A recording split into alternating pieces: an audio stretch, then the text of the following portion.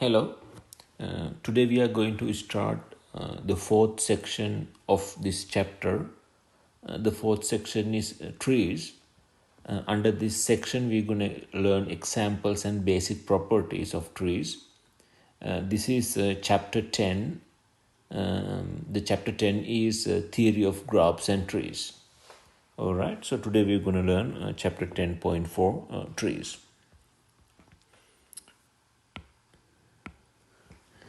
First, I explain first I read the slide and then I explain the materials. In mathematics, a tree is a connected graph. It should be a connected graph that does not contain circuits. All right, so that is the explanation of a tree. It's a connected graph. All right, it's a connected graph. You know about graphs because you learned that early. It's a graph. Okay, these are the vertices and they are connected.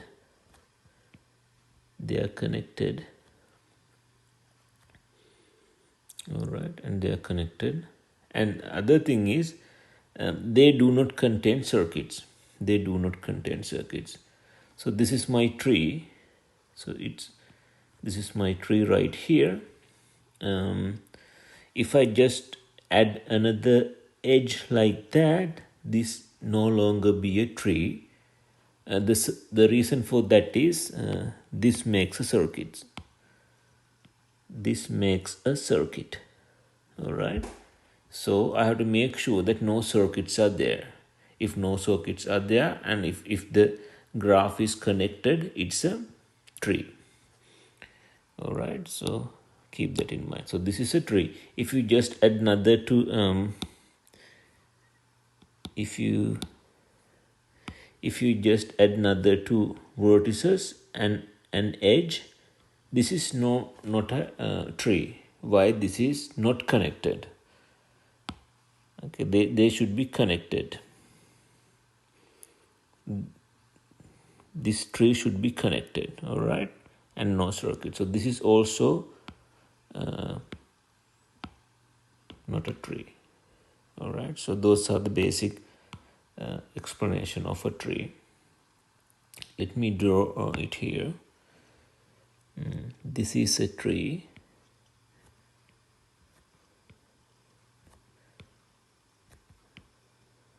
This is a tree. 1, 2, 3, 4, 5 vertices and 4 edges. This is a tree. This is not a tree.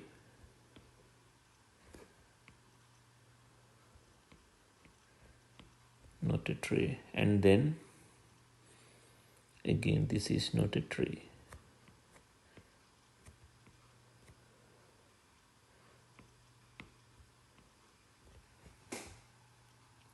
Okay, let me mark them. This is a tree, not a tree, not a tree. All right, so you understand what are the trees now.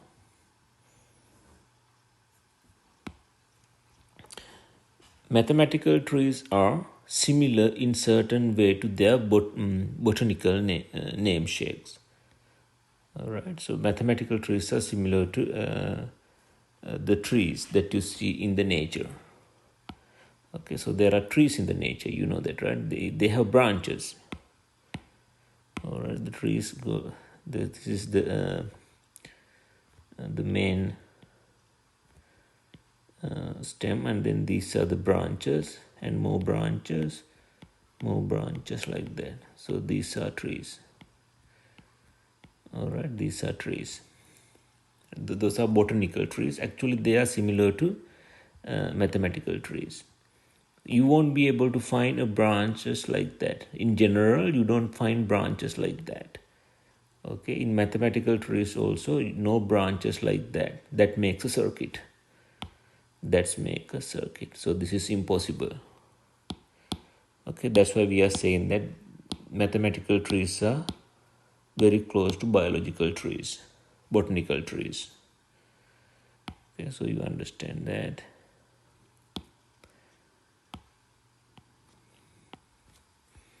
All right, so they are similar in in most of the cases. All right, let me just mark that. Right, this is the definition of a tree. A graph is said to be circuit free if and only if it has no circuits. You know that. You learned that so early. Circuit free means no circuits, right? A graph is called a tree if and only if it is circuit free and connected. These are the two main conditions. They are circuit free and then connected. A trivial tree is a graph that consists of a single vertex. All right, that means this is a give me a second. If you just add a single vertex, so this is a tree. This tree is called a trivial tree. Okay, let me draw it right here. This is what we are talking, a trivial tree. All right. A graph is called a forest if and only if it is circuit free and not connected. If it's a forest, you have several trees. Forest means you have several trees in the graph. Okay, that means they are not connected actually. They are not connected. As an example, maybe one tree like this and another tree like that.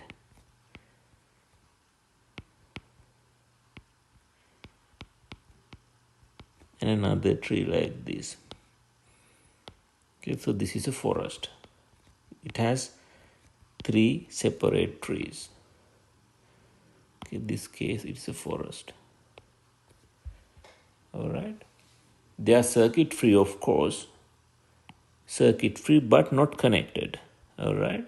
Now they are not connected. See, no edges between this and that. No edge between this and that. So they are not connected. There are 3 different or 3 separate trees. Okay, let me mark them. This is separated, and that is separated, that is separated. Okay.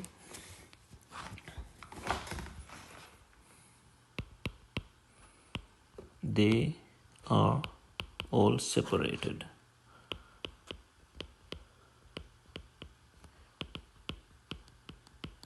All right, they are all separated trees. Go to the next slide. This is the example 10.4.1.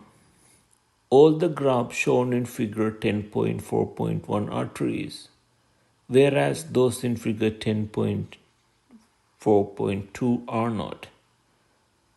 All right, so give me a second. There are 2 figures, 2 sets of figures. The first set is 10.4.1. The next one is 10.4.2. All right. So all the graphs shown in 10.4.1 are trees, whereas those in 10.4.2 are not. Let me check. All right. So the first one, this is the first tree. No circuits here. You can check no circuits.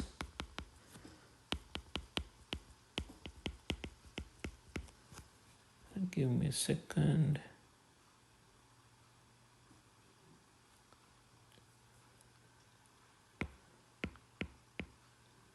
Here no circuits.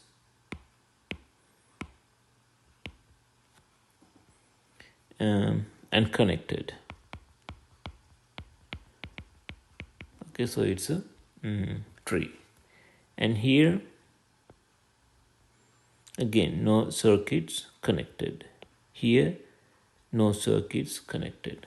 Here, no circuits connected. All right. So this explanation is common to everything. They do not have circuits, but they are connected. All right. So that's why we call they all are trees.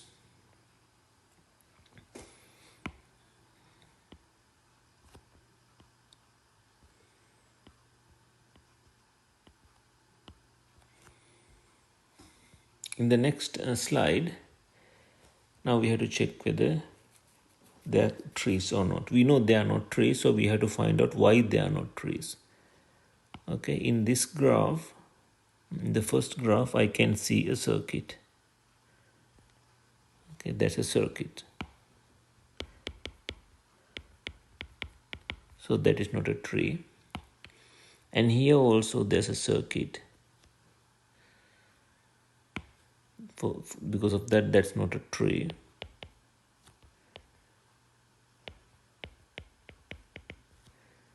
And here also the circuit.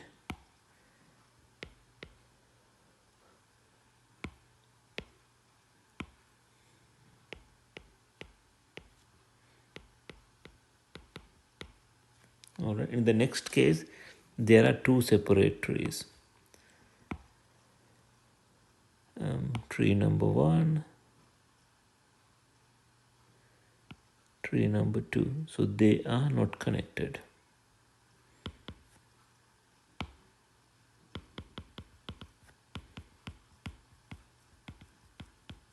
So that's not also a tree. So you can consider this as a forest.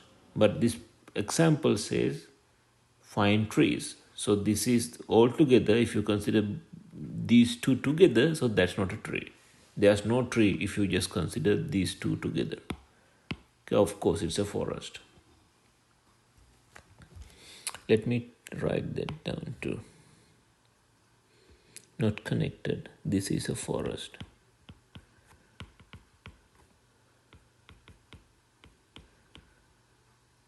All right, now go to the next slide. All right, now we're going to talk about decision trees. Okay, this is a real life example. Let me read that. During orientation week, a college administers a mathematics placement exam to all entering students. The exam consists of two parts, and placement recommendations are made as indicated by the tree shown in figure 10.4.3. All right, so this is the figure here. There are two parts of the placement test, part 1 and part 2. Then the administration rank the students based on scores on part 1 and part 2. They first categorize students based on score for part 1. All right, if they got more than 10 points, so they categorize the students into a different category. If they are having 8 or 9 or 10, then they are in the different category. If they have less than 8, they are in some other category. There are 3 categories based on part 1. And then later the student will be categorized according to part 2. All right, greater than 10, less than or equal to 10, greater than 6, less than or equal to 6. All right, depending on those scores, they decide which math course that they're supposed to take. If they got less than 8 points for part 1, then they have to take mathematics 100. If they take 8 or 9 or 10 for part 1 and less than or equal to 6 for part 2, again they have to take mathematics 100. If they score 8 or 9 or 10 for part 1 and greater than 6 for part 2, then they can go up to mathematics 110. So they can skip mathematics 100 and they can go to mathematics 110. and so on, right? Then there are some students can take mathematics 110 if they follow this path. Finally, the good students can take mathematics 120.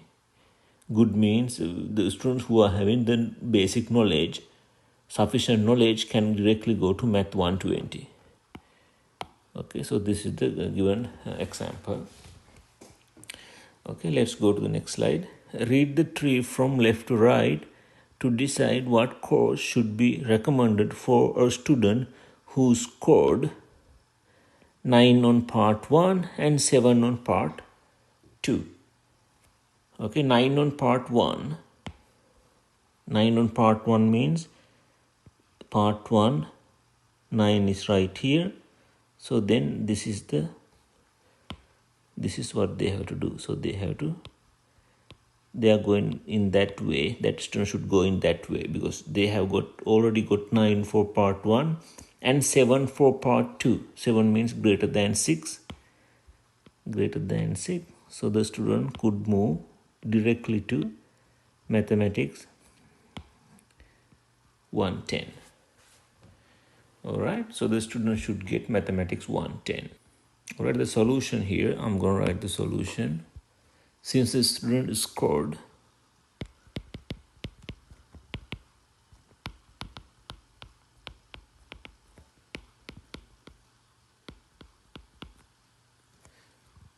9 on part 1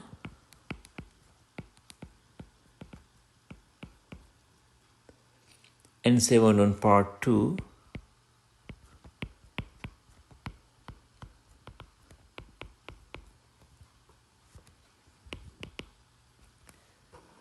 the student should be advised to take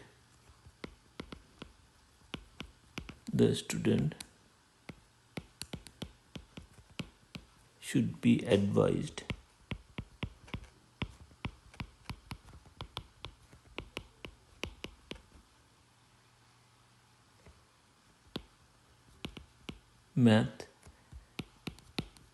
110.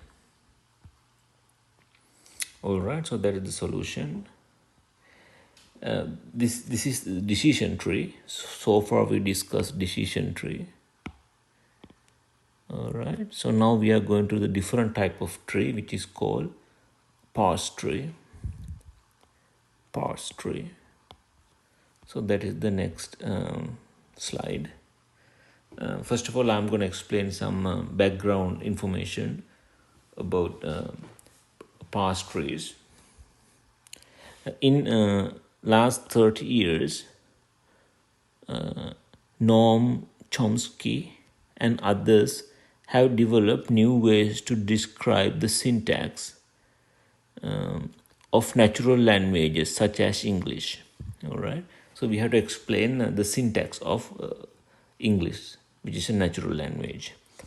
In the study of grammars, trees are often used to show the derivative of grammatically correct sentences from certain basic rules. All right, so you could use trees to structure sentences. All right, you might have seen this in Google. There's a Google voice recognition.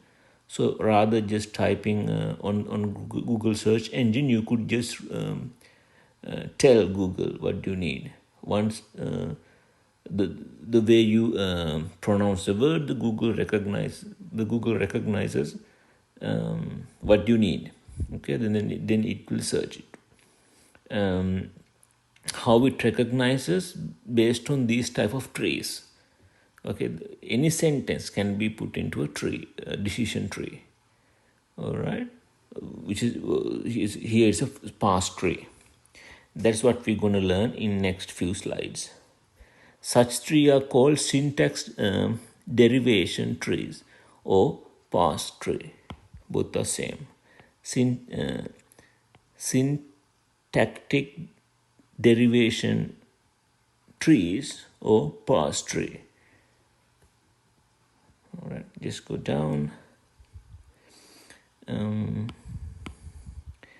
A very small subset of English grammar, for example, specifies that A sentence can be produced by writing first a noun phrase and then a verb phrase. You know this, right?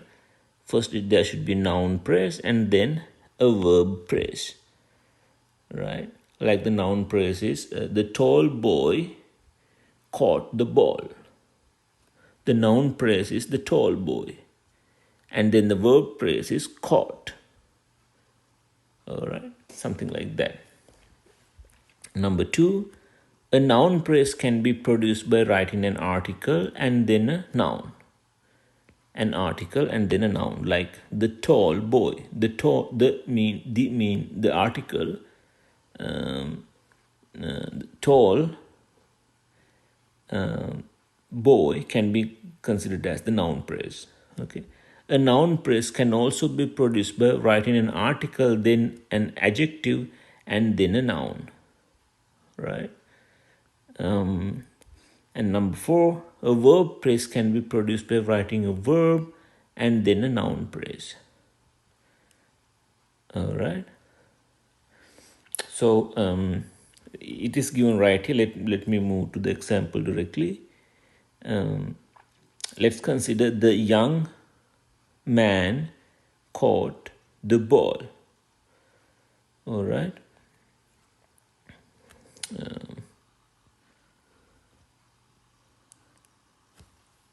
Here, let's consider two sentences. I'm going to consider two sentences and explain this slide. The first sentence is, the man caught ball. The man caught ball. All right. Now let's break this into pieces. Sentence can be produced. I'm reading that. A sentence can be produced by writing first a noun phrase and then a verb phrase. What is the noun phrase here? That is the noun phrase. Noun.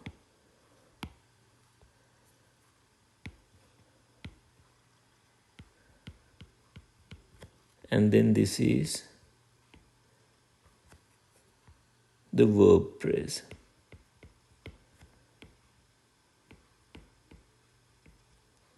All right. A noun phrase can be produced by writing an article, then a noun. Okay, this is the noun phrase. You can just break that into an article. This is the article.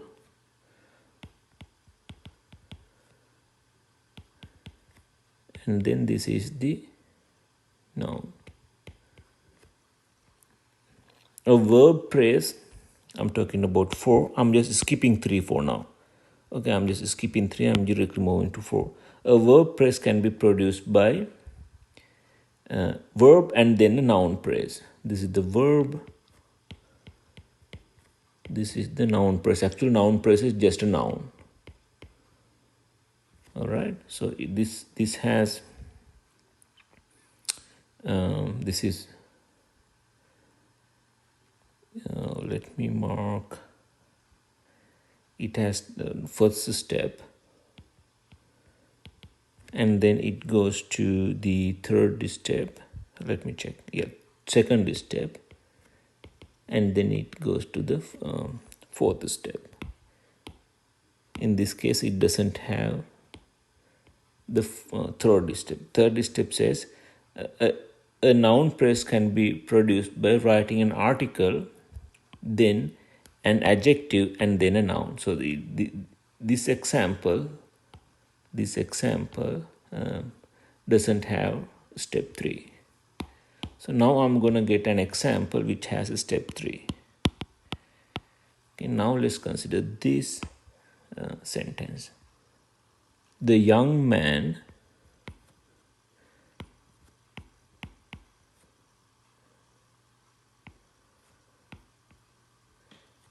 caught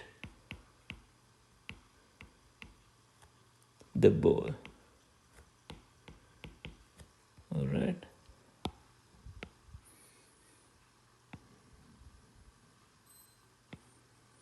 The young man caught the ball. Now just go to the first step. Sentence can be produced by writing the first noun phrase. So you have to recognize the noun phrase. That is the noun phrase. And then this is the verb phrase.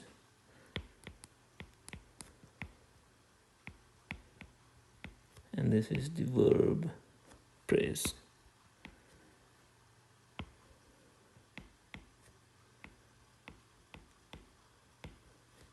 All right, and the noun phrase number 2. Noun phrase can be produced by writing an article and then a noun. Okay, here the 2 does not apply. The noun phrase can be produced by writing an article and then a noun. Here the article, but it has an adjective too, right? Young means an adjective. So for the second sentence, only after one, third step is applicable. For this sentence, number 2 does not applicable. So what you have here is, you have the article, and then you have the adjective,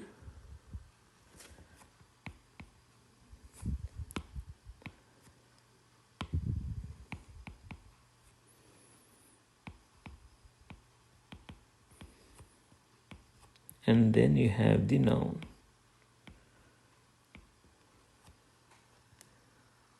All right, and then in the verb phrase, go to number 4.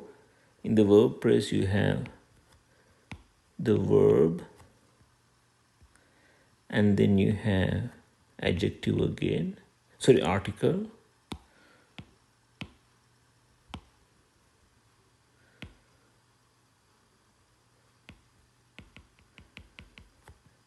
And finally, the noun. Okay, so this has step 1, step 3, and then step 4. Okay, so this is this doesn't have a exact way of doing the decomposition. You can do the way you want. This decomposition is free. You can just follow any rules you want, but finally you should have one unit as one word. All right, so you have to break the first word the out, young out, man, caught, the ball. So each word is a single unit. After you just represent this one in a past tree. Okay, in the 11th slide, I'm going to show you how to put this into a sparse tree.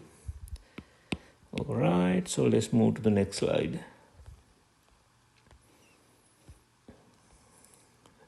There are notations, those are used in sparse trees, that is explained in this slide. Below notations were introduced by John Backus in 1959 and modified by Peter Knorr in 1960 to describe the computer language ALGOL, and is called Baker's-Knorr notation. Okay, these are the notations used in a computer language. The computer language is called ALGOL. These are the symbols we have. This is the first. The first symbol. Okay, that represents the word "or," and this represents enclosed terms. Okay, you can enclose terms by these two brackets. All right. Now again, we are reviewing what we have learned early. Sentence is a noun phrase. You put these notations. Okay, so inside these notations, you have to explain this noun phrase and again verb phrase. All right, now we are going to put everything into standard notations. All right, and then a noun phrase, it has an article, noun, or article, adjective, noun. All right, so these are explained in the previous slide. So this is actually step 1 explains this. This is step 2, that is step 3 early. All right, and then a verb phrase, verb and noun phrase. So this is 4. Okay, articles are here. The article is the. In the previous case, you could consider the as the article, and adjective as young, the verb as caught, noun as man and ball. All right. Now we're going to put everything into a tree. The derivation of the sentence "the young man caught the ball" from the above rule is described by the tree shown below. All right. So you have the sentence right here. You can break the sentence into noun phrase and verb phrase. Noun phrase is article, adjective, noun. The young man. Verb and noun phrase. The verb is caught. Noun phrase can be broken into article, noun. The article is the noun is ball. Okay, which is very easy. Now you can see any sentence can be put into a tree like this. This tree is called a sparse tree. This is very important when you make an algorithms to recognize languages or recognize sentences, like a Google search engine. All right, let's go down. Then we are going to talk about characteristics of trees. There are 5 characteristics that we are going to learn in this slide. The first characteristic is, if n is a positive integer, then any tree with n vertices has n minus 1 edges. Okay, so let's say there are n vertices. So this is the first vertex. This is the first vertex. All right. Let's say you have a tree with 2 vertices. Then how many edges? Just 1 edge. Okay. If you connect these 2 vertices by an edge, so that's a tree. That's it. So let's say you want to add another vertex. Then you have to add the extra vertex with an extra edge. Let's say you have to add another vertex, and then that vertex should be added with another edge. You can see every time you add a vertex, then you have to add with an edge. So that's why for n vertices there should be n minus 1 edges. All right, so you can understand that. Let me make a small change here. So the first what you have is this. These 2 vertices and then this edge, so that can be changed into a tree like this, tree like that. All right. So in the first case, you had only 2 vertices and 1 edge. Every time when you want to expand this simple tree, you have to add vertex and an edge, vertex and an edge. All right. So that's why number of edges should be less than number of edges should be 1 less than number of edges. It is always true. Number of edges should be 1 less than number of vertices. Keep that in mind. Okay, that is point number 1. And point number 2, a partial converse to this fact is also true. Namely, any connected graph with n vertices and n minus 1 edges is a tree. All right, you can keep that in mind. Let's say you are given a graph with n vertices and n minus 1 edges, then it should be a tree if that is connected. Okay, so this connectedness property is very important. That should be connected. Let's say you are given a graph with n vertices and n minus 1 edges. If that is connected, then it's a tree. Altogether, these 3 conditions will give you a tree. Keep that in mind. So this is a very important result. If you have a connected graph with n vertices and n minus 1 edges, then it's a tree. Alright, so go down. If every one new edge is added to a tree, the resulting graph must contain a circuit. That means, let's say you have a graph with n vertices and n minus 1 edges. Okay, just consider this simple case. 4 vertices. 4 vertices.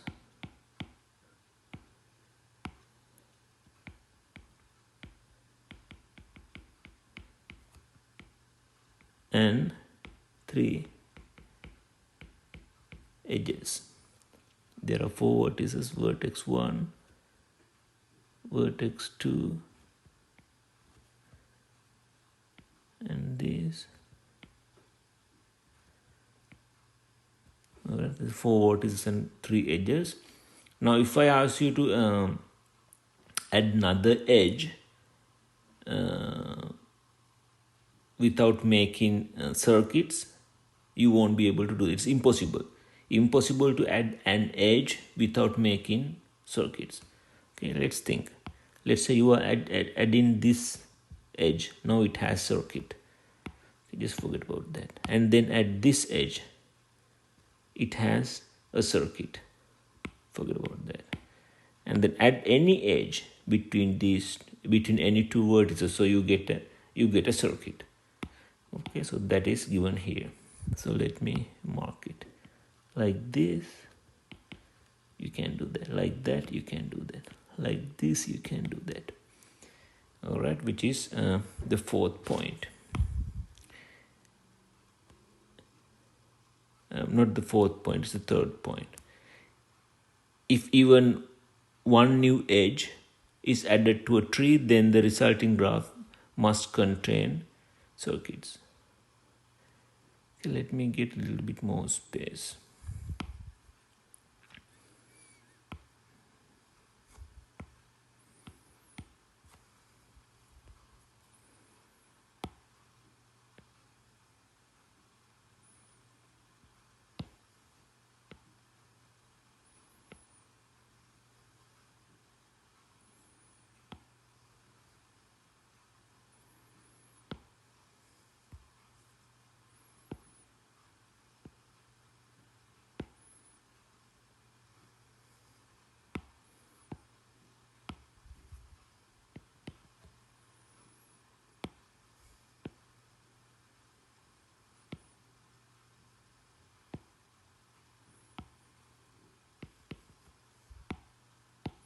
All right, that is point 3,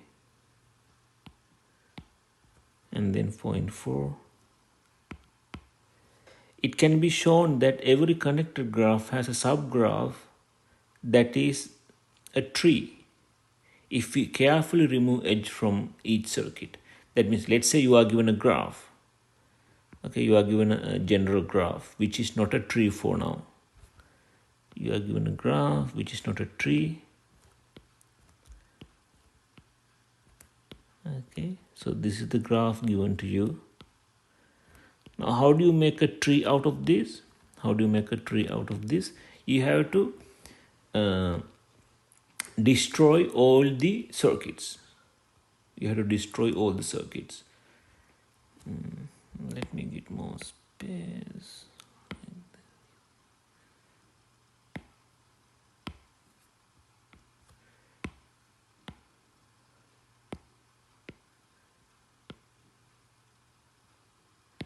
How do you destroy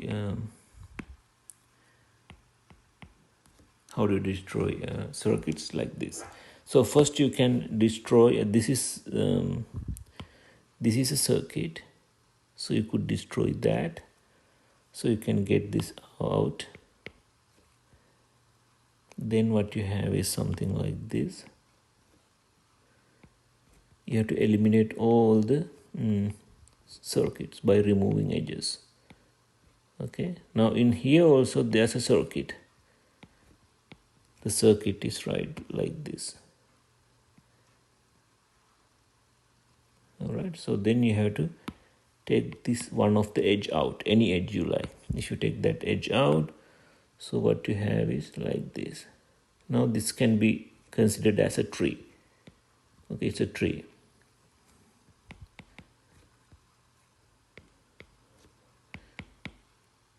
This is a tree since no circuits and connected, since it is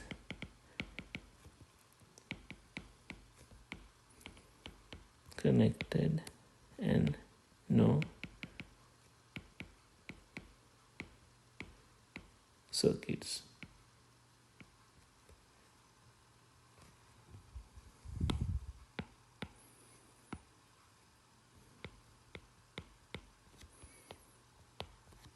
All right, now move to the next point. The last point, if n is a positive integer, any graph with n vertices and fewer than n minus 1 degree is not connected. All right, that's another good result. Say you have n vertices, let's say 4 vertices and 2 edges. Consider a case where 4 vertices and 2 edges.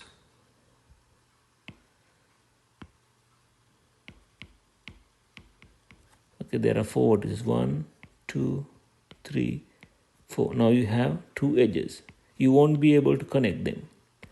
Okay, you could put one edge like that, another edge like that. That's it. Okay, you can't connect this because you have only 2 edges and 4 vertices. Okay, at least if you had 3 instead of 2, then you can just make a connected graph, which is a tree. All right, if you have just n minus 1, if you just have n vertices and less than n minus 1 edges, then the graph is disconnected. Okay, the graph is disconnected.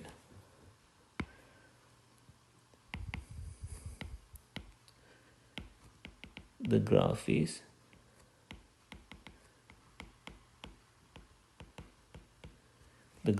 disconnected, which is given in the 5th point.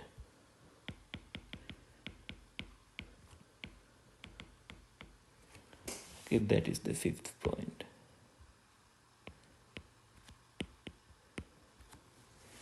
All right, that's it. I described the entire slide.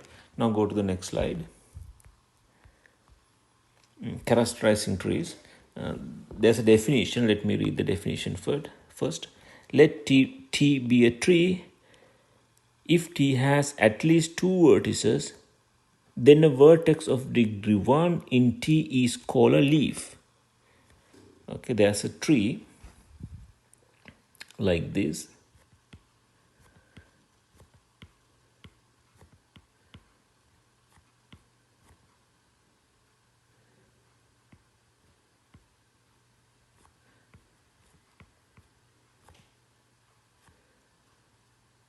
Okay, let's say there's another.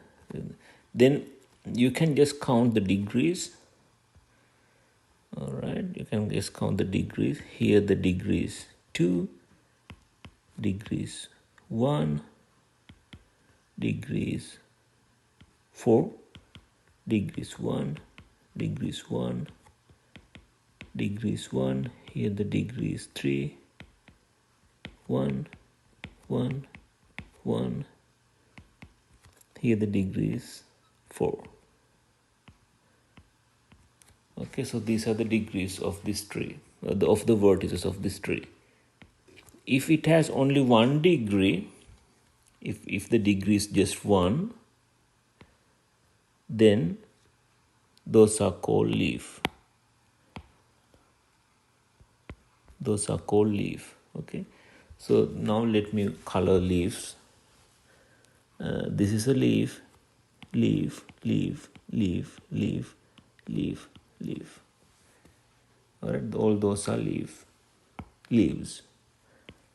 How many leaves? 1, 2, 3, 4, 5, 6, 7. There are 7 leaves. Leaves are also called terminal vertices. Terminal vertices. Okay. And a vertex of degree greater than 1 is called an internal vertex. So what are the internal vertex? Let me use a different color.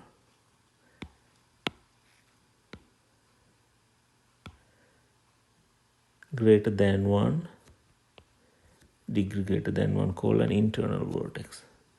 Internal vertex, internal vertex, internal vertex, internal vertex. There are 4 internal vertices, okay? So there's a lemma here. Any tree that has more than one vertex has at least one vertex of degree 1. All right? Let me read it again. Any tree that has more than one vertex has at least one vertex of degree 1. That's true. You know why? Because for any given tree, there should be an end of the tree. Okay, there should be an end of the tree. Let's say this is a tree given to you. Any tree given to you, there should be an end.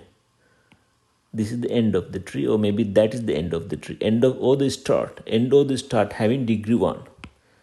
Okay, here this is degree 1, that is degree 1. Okay, so that is the vertex of degree 1. For any tree, there should be start and end, which are having degree 1. All right, which is right here, degree 1, degree 1. All right, so this lemma 10.4.1 is clear. Any tree that has more than one vertex has at least one vertex of degree 1. In our case, in this example, we have 2 such degrees. So 2 such vertices of degree 1. All right, let's go to the next slide. All right. Find all leaves and all internal vertices in the following tree. We have to find all the leaves and all the internal vertices. Okay, so these are the internal vertices. You can see the degree here is 4, 3, 3. These are the leaves. Let me mark the degree 1, 1, 1, 1, 1, 1. Degree is 3, 3, 4. All right. So let me write the solution. The leaves are V0, V2, V4, V5, V7 and V8. Those are the leaves. The internal vertices are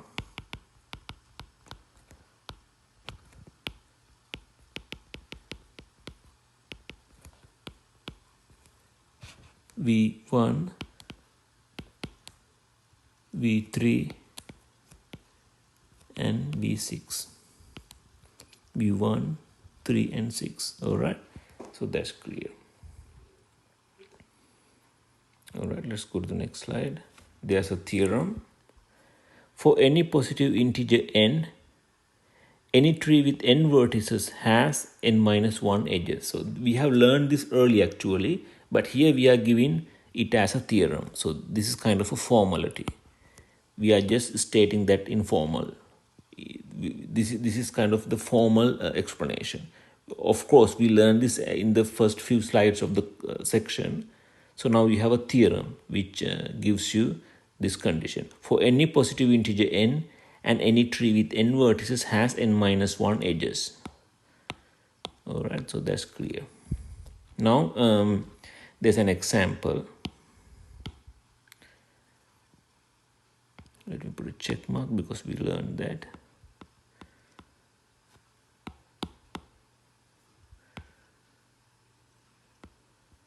Okay, so determine whether a graph is a tree or not. We have to determine this is a graph. this is a tree or not. A graph G has 10 vertices and 12 edges. 10 vertices and 12 edges, right? If it has 10 vertices, okay, the number of edges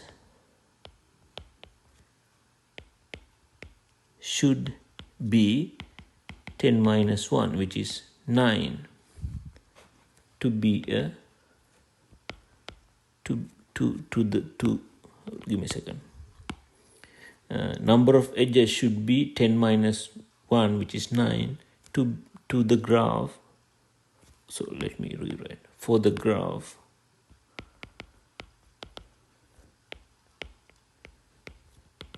to be a tree. Okay, but here you have 12 edges. You have 12 edges, so that's too much. When you have 12 edges, that no longer be a tree. Okay, that no longer be a tree. Okay, the solution is right here. Let me take this little up.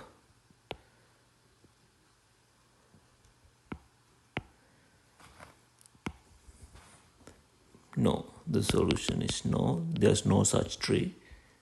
By theorem 10.4.2,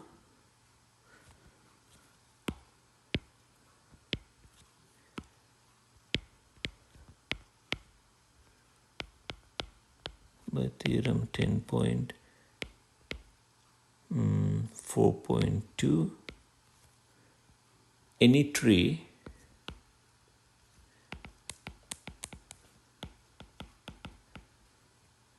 with 10 vertices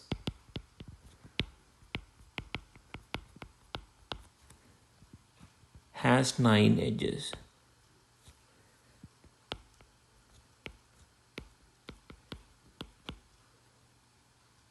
Not 12.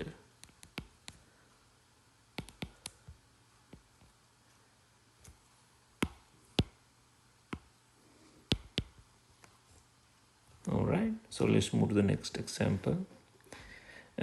Find all non-isomorphic tree with 4 vertices. Okay, you have to find non-homeomorphic. You learned the homeomorphism early. Non-homeomorphic trees with 4 vertices. All right. So now you have the theorem early. There are 4 vertices. If 4 vertices, the number of edges should be number of edges should be 4 minus 1 in order to be a tree. Number of edges should be 3, okay, in order to be a tree. By theorem 10.4.2, any tree with 4 vertices has 3 edges. Okay, so these are the possibilities. So now you have 4 edges and 4 vertices and 3 edges. You can put together to make trees. They should be connected. Keep that in mind. Trees are connected. So you could put one like this, one like that, one like this, and one like that. Okay, so this is a tree. All right, and then next thing you could think is everything in a straight line. Vertex 1, vertex 2, vertex 3, vertex 4. Okay, so these are the only 2 non-isomorphic trees. Okay, you can think any other possibilities, but I would say whatever the possibility you write with 4 vertices and 3 edges, that should be isomorphic to either this or either to that. Okay, so as an example, you could think something like this. One like that, one like that, one like that, one like this. Okay, so this is isomorphic to that. Isomorphism means you can just bend these, edges, and then lay down this shape on that shape. Okay, let's consider these are like rods and these are like balls. You can just turn these rods around and then lay down that on this one. That means isomorphic. That means they are isomorphic. For this one also, you could think something like that. You could imagine these as rods, edges are as rods, vertices as balls. So you can move. So you can move this one and put that one on that. You can exactly lay down this shape on that shape. So they are isomorphic in that case. All right. So let me mark this.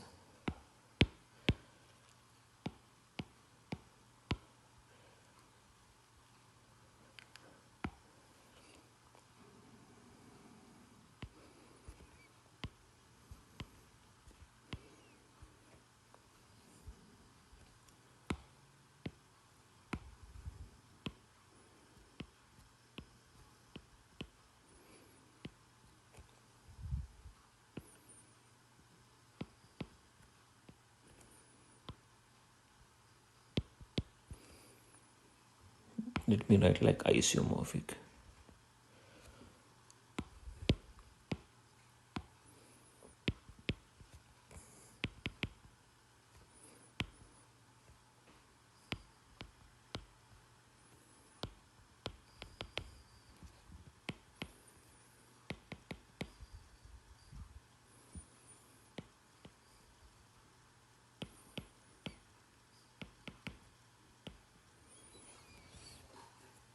All right, let's move to the next slide. Again, you have some theorems and lemmas. Since we learned the materials, these theorems and lemmas might be easy. Don't worry about them. Okay, and the first lemma, if G is any connected graph, C is any circuit in G, and any one of the edge of C is removed from G, then the graph that remains is connected.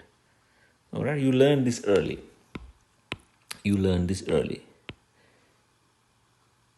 Let's say you are given a connected graph. Let's say you are given a connected graph. So this is a connected graph. All right, and then C is a circuit in G. So you could consider C as this. So this is the C. This is a circuit, and any one of edge of C is removed, then you can remove any edge of C. So what I'm going to do, I'm going to remove this edge. Once you remove any edge of the circuit C, then the graph remains connected. Why it remains connected? When you have a circuit, there are two ways that you can visit one edge from the other edge. Okay, let's say you in this circuit. Let's say these are the two vertices. You are in this vertex and you would like to visit that vertex. There are two ways you can visit. But why there are two ways? Because there's a circuit. Whenever there's a circuit, there are two ways of going to one vertex from the other vertex. So this is the first way. The other way is going like that. All right. So once you delete one edge, still there's a way of going to the other vertex. How? Like that. So since you can just reach to the destination, so that those two vertices are connected. Okay, so the graph is connected. The graph remains connected. Okay, that's because these circuits. Okay, you can keep that in mind.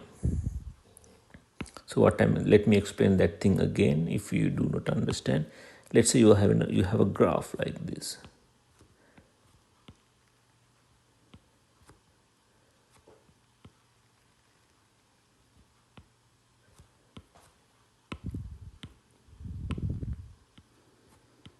All right, now you can see there's a circuit like this. This circuit is circuit C. Okay, so there's a circuit like that. Now you can just delete any edge on this circuit. The graph is still connected. Why it is still connected? When there's a circuit, there are two ways you can leave from one vertex and then reach to the other vertex. Let's say these are the vertex that you are interested of. This is this vertex 1 start, that's the end. Either you go that way or you go this way. Deleting one edge on this circuit doesn't stop you going to the other vertex. Okay, that means they are connected. Somehow they are connected if you just delete one edge on this circuit. So the graph is connected, which is given in lemma 10.4.3. Now move to theorem for 10.4.4.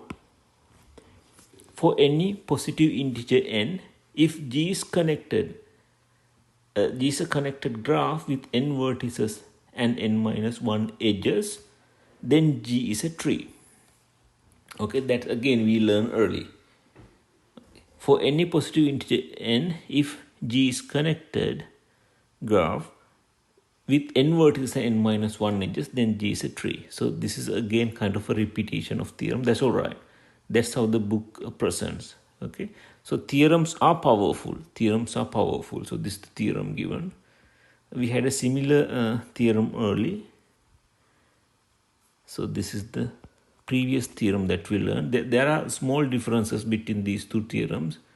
In this theorem it says, this theorem says for any positive integer n and tree with n vertices, that means the tree is a given condition. That tree is a given condition to you. All right. So there's a tree given to you and it has n number of vertices, then there should be n minus 1 edges. Now this theorem is something else. You might feel like the same but something else. This theorem helps you to understand trees. Okay, this theorem says for any positive integer n, if G is connected graph with n vertices and n minus 1 edges, then G is a tree. Okay, so this theorem is the theorem that you can use to detect whether the given graph is a tree or not. Okay. Theorem 10.4.4 gives you whether the graph is a tree or not. Okay, now you have the last example. Given an example of a graph with 5 vertices and 4 edges. Okay, so let's say you are given a graph with 5 vertices and 4 edges. 5 vertices, 4 edges. All right.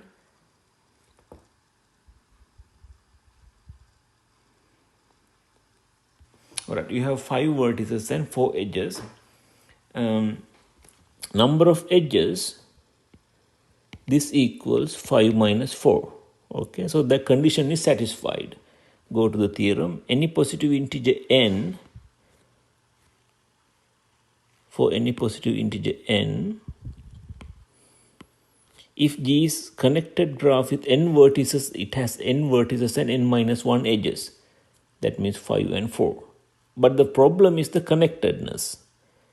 Okay, the problem is the connectedness. They should be connected. Otherwise, that is not a tree. Okay, this example says, give an example of a graph with 5 vertices and 4 edges. That is not a tree. Okay, so this is the most important phrase. Not a tree. Okay, not a tree. So you could think something like this.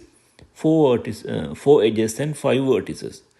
So the vertex number 1, vertex number 2, vertex number 3, vertex number 4, vertex number 5. Edge number 1, edge number 2, edge number 3, edge number 4. All right. So that's a graph, of course, but not a tree because they are not connected. Okay, they are not connected. So it is clear to you. So this is the example where you have 5 vertices and 4 edges, but not a tree because they are not connected. Let me read this. By theorem 10.4.4, if the graph is connected, it should be a tree. That's for sure. Thus, such a graph cannot be connected. One example of such an unconnected graph is shown below. All right. So this is that example which is not a tree with 5 vertices and 4 edges. All right. So that is the end of the section. Thank you very much.